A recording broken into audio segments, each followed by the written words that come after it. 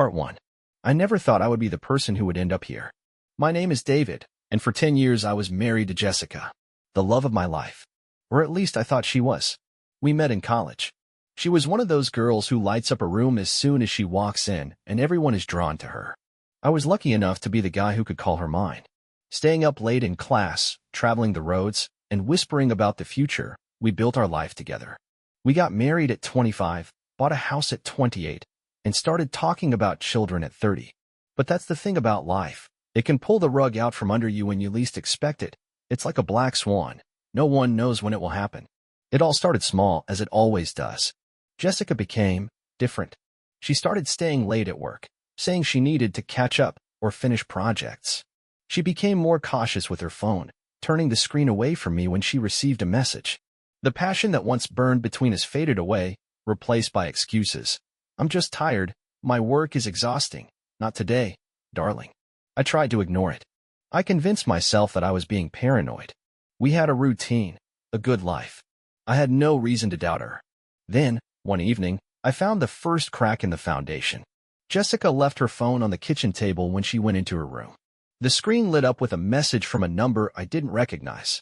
I'm not in the habit of snooping, but something about it made my gut twist. I can't wait to see you again tonight. Last time was incredible. I felt like the air had been knocked out of my lungs.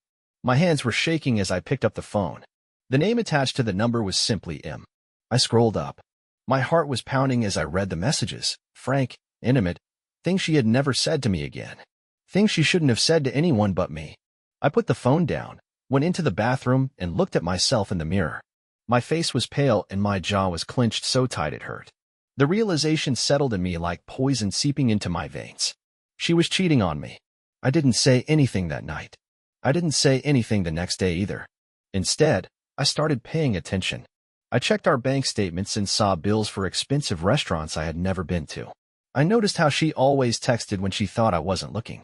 I started tracking her car's mileage. And then I did something I never thought I would do. I followed her. One Thursday night, she said she was meeting friends for dinner. I knew she was lying as soon as those words left her mouth.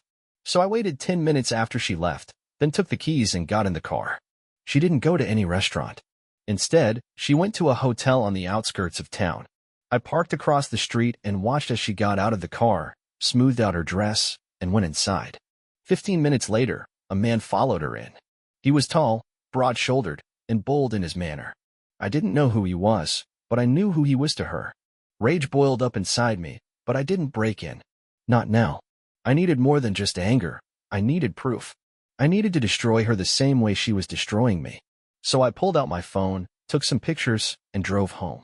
That night, when Jessica slipped into bed next to me, smelling like an expensive cologne that didn't belong to me, I lay awake staring at the ceiling, a storm of betrayal and revenge raging in my head. The next morning I acted as if nothing had changed. I kissed her goodbye. I told her I loved her. I watched her walk out the door as if she hadn't spent the night with another man. But inside, I was already planning my next move. I called in sick to work and spent the day digging deeper. I went through our phone records, checking every unfamiliar number.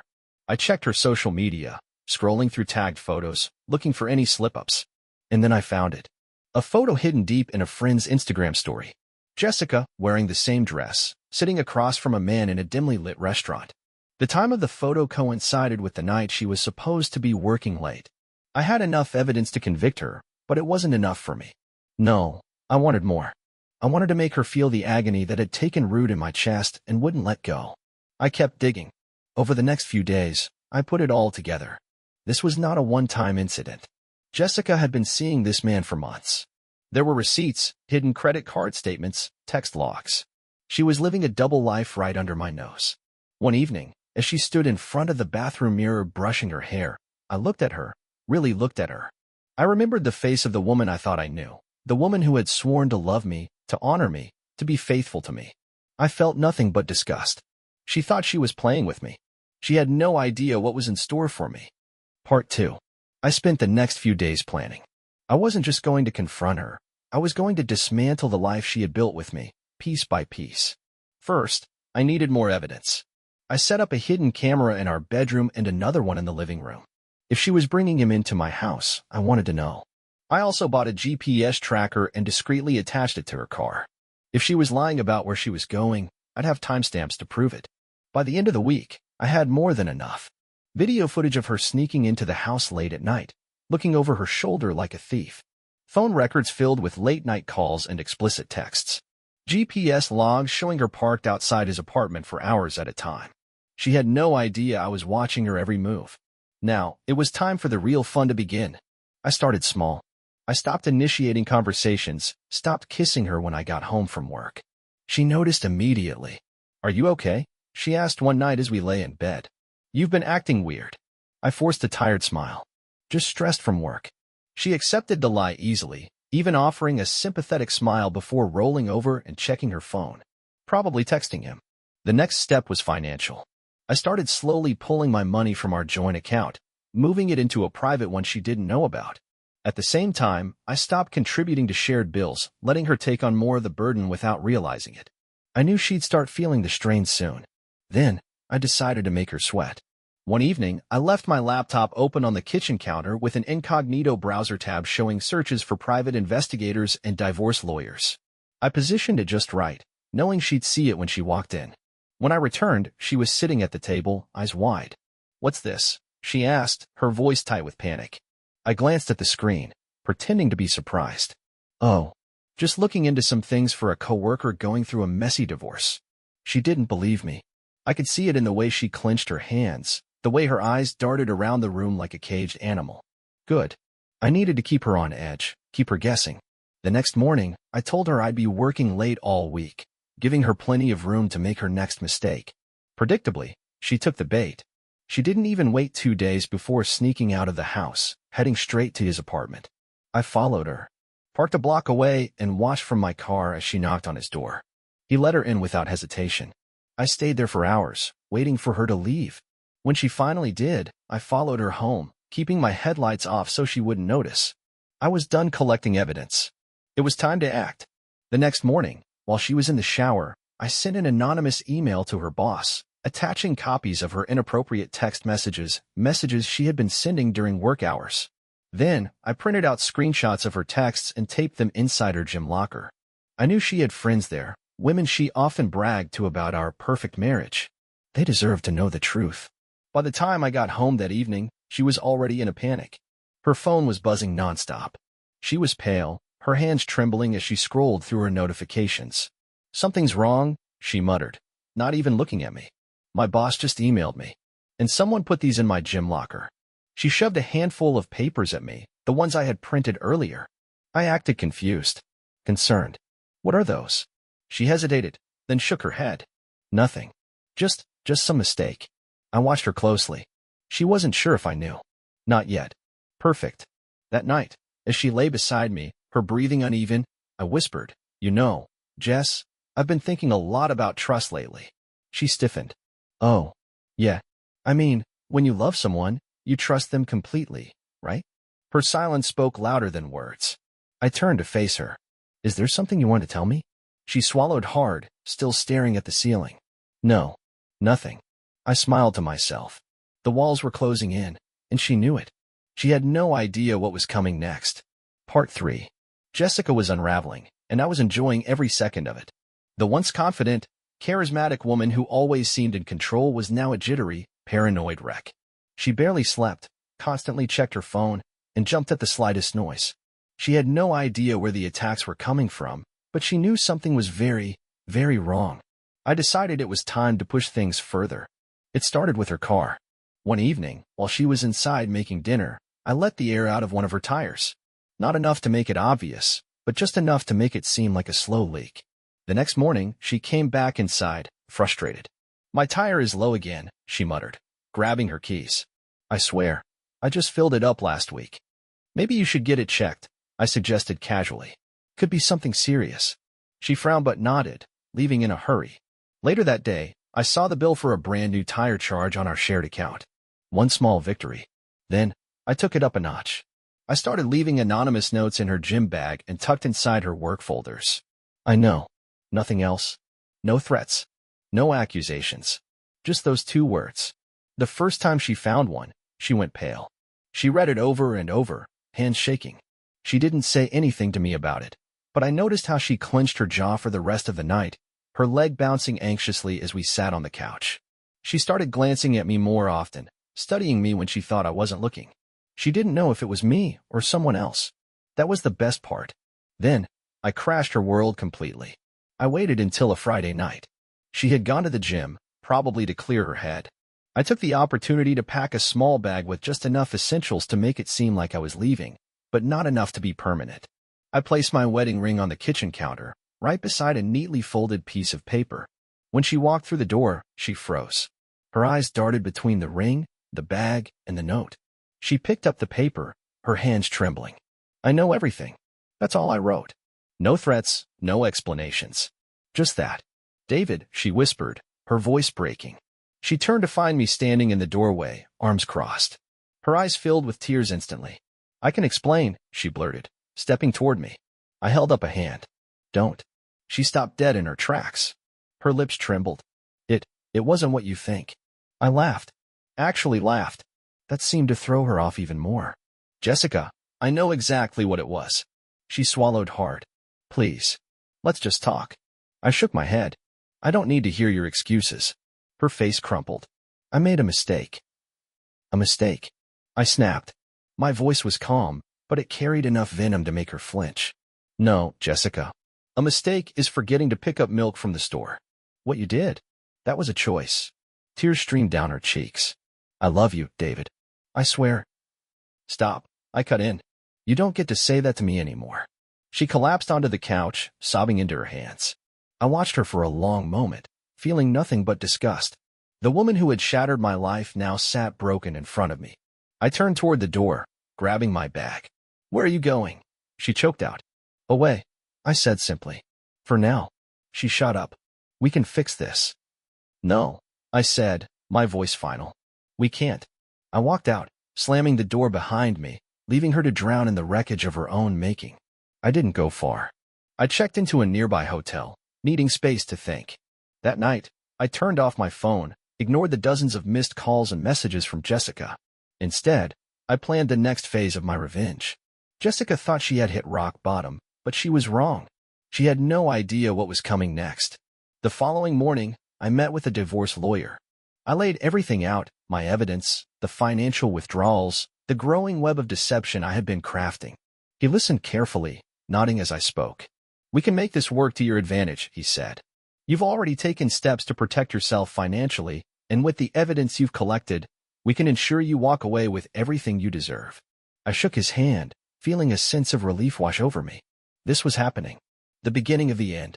Later that afternoon, I sent Jessica a single message. We need to talk. She replied within seconds.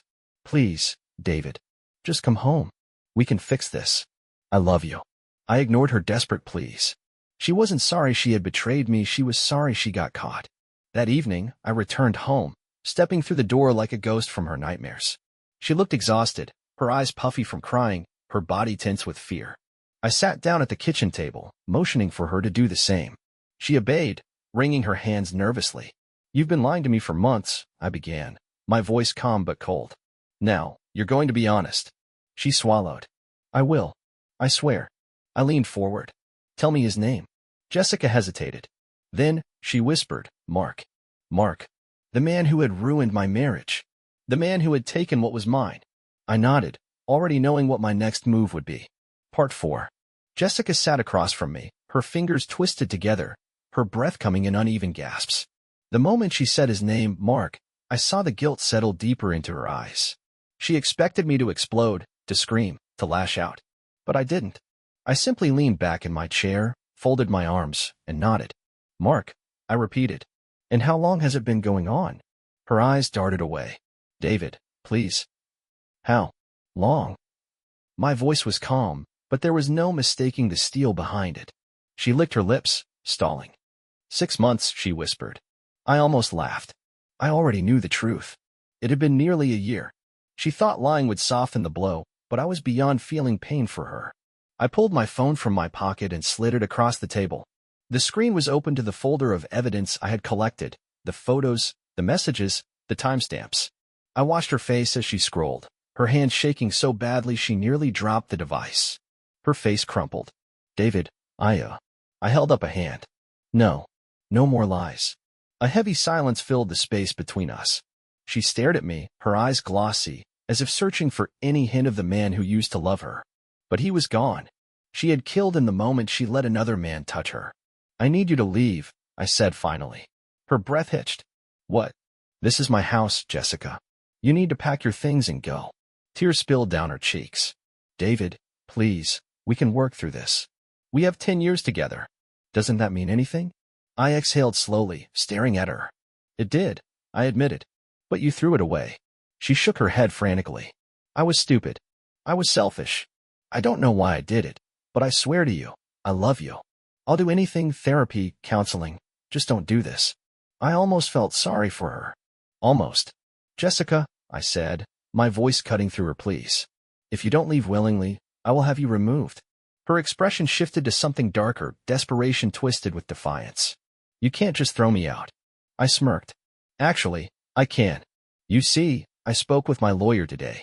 And since I've been smart enough to gather evidence, I can make sure you walk away with nothing. Her lips parted in shock. You wouldn't do that to me. I tilted my head. Wouldn't I? She sat frozen, her mind racing, trying to find a way out. I let the silence stretch, let the weight of what was happening settle in. She was realizing that she wasn't the one in control anymore. And then, the final nail in her coffin. I told your parents, I said casually. Sent them everything. The texts. The photos. Jessica gasped. No. Yes. I leaned in. They know. They're ashamed of you. Your mother cried. Your father, well, you can imagine how he took the news. Her hands flew to her mouth, a strangled sob escaping her lips. Her father had always been strict, a man who valued loyalty above all else. He would never look at her the same way again. I also told your friends, I continued mercilessly. Sent a few messages to the girls at the gym. Seems they didn't take too kindly to the whole sneaking around with another man thing. Jessica crumpled forward, her sobs racking her entire body. Please, she begged. Stop. But I wasn't finished yet. And Mark, I said, savoring the way she flinched at his name. Oh, he's in for a surprise too. She looked up, terror in her eyes. What did you do? I shrugged. His fiancée knows everything. Jessica gasped, her hands gripping the edge of the table. Fiancé? My smirk widened. Oh, you didn't know? He was engaged this whole time. And now, thanks to me, he's single. She stared at me, her entire world crumbling around her. The weight of her actions, the destruction she caused, was finally sinking in. You destroyed my life, she whispered. I leaned in, locking eyes with her. No, Jessica. You destroyed your own life.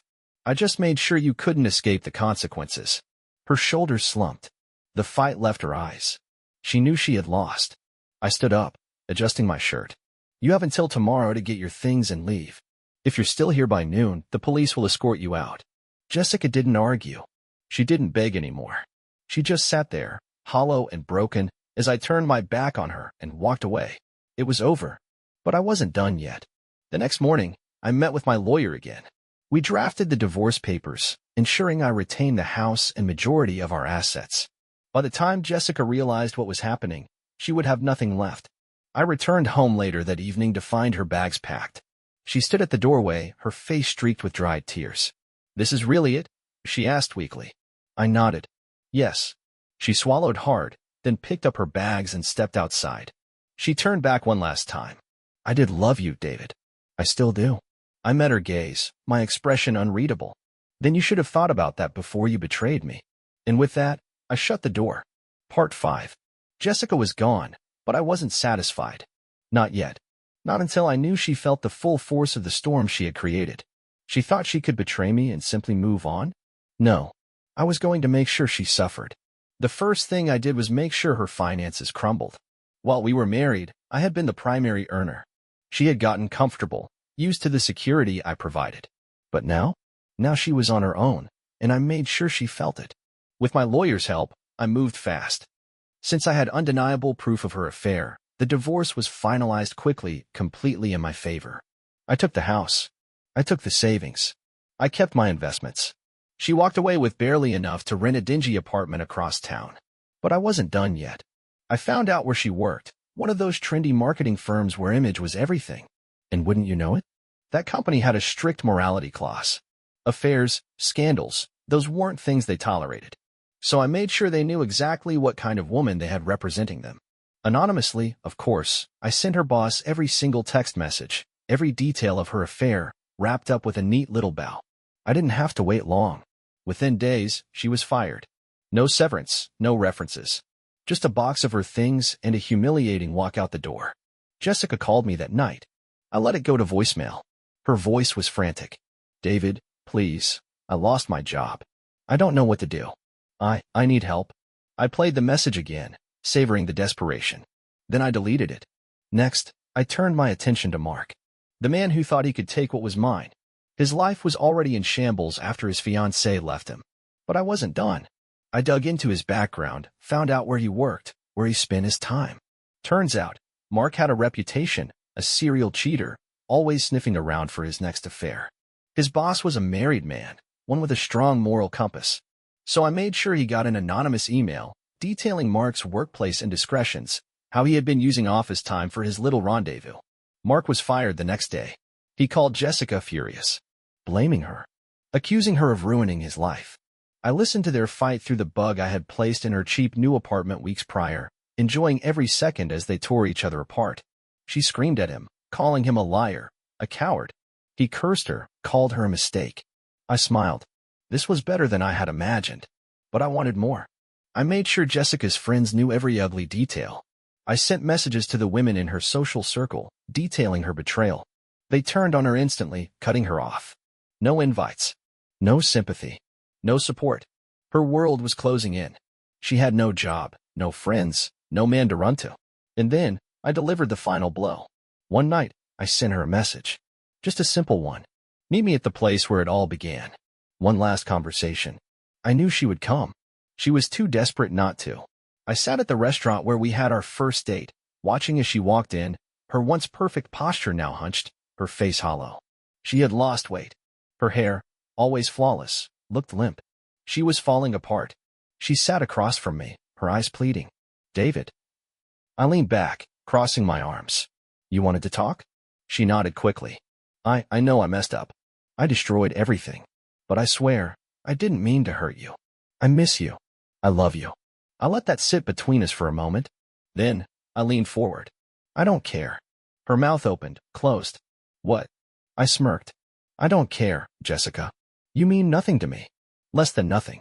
Her breath hitched, her hands trembling. "David, please." "I just wanted to see you one last time," I interrupted.